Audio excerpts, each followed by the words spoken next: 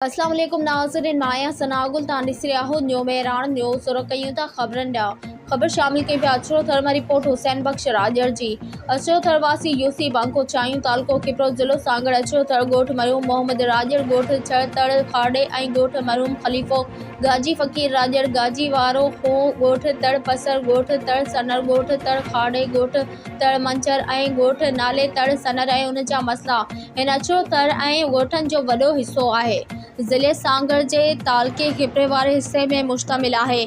असां अचड़ो थर वासिन के बुनियादी सहूलतूं ॾियण खां सरकारी आम भलाई जो तंज़ीमूं उन मामले में असांजे ॻोठन अचड़ो थर खां लातालुक आहिनि।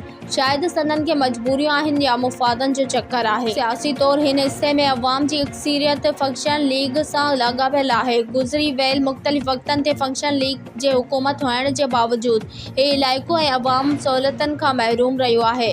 फंक्शन लीग तोड़े हलदड़ पीपल्स पार्टी जे हुकूमत जा मौजूदा दौर जा सियासतदान बि तवजा बिल्कुल कोन था ॾियनि। हिते सियासी ऐं हुकूमत सां वाबस्ता माण्हू अवाम खे मुकमिल तौर नज़रअंदाज़ कंदा रहनि था।